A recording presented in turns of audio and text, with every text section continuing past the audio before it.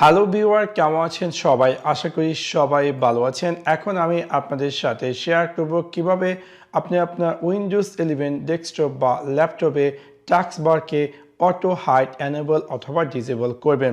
So আপনাদেরকে সম্পূর্ণ ভিডিওটি দেখার জন্য আমন্ত্রণ জানাচ্ছি। চলুন তাহলে দেখে আসি কিভাবে আপনি আপনার উইন্ডোজ 11 এ টাস্কবারকে অটো হাইড অথবা আনহাইড করবেন।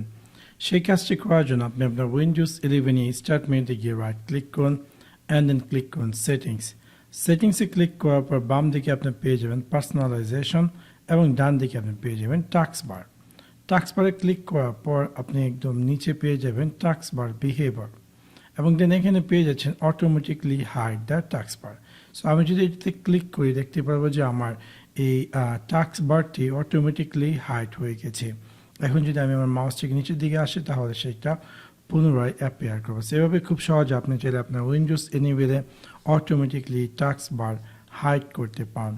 এখন তো আপনি চাচ্ছেন যে টাস্কবারটিকে আনহাইড করার জন্য, সেক্ষেত্রে এখানে আপনি আপনার উইন্ডোজ 11-এর স্টার্ট মেনুতে গিয়ে রাইট ক্লিক করুন সেটিংসে ক্লিক করার পর বাম দিকে আপনি পেয়ে যাবেন পার্সোনালাইজেশন এবং ডান দিকে আপনি পেয়ে যাবেন টাস্কবারে ক্লিক করার পর একদম নিচে আপনি পেয়ে যাচ্ছেন এগেইন টাস্কবার বিহেভিয়ার্স অ্যান্ড আপনি সেটাকে অটোমেটিক হাইড দ্য টাস্কবারটাকে আনচেক করতে পারেন এবং দেখতে পাবেন যে আপনার টাস্কবারটি অলওয়েজ অ্যাপিয়ার করবে।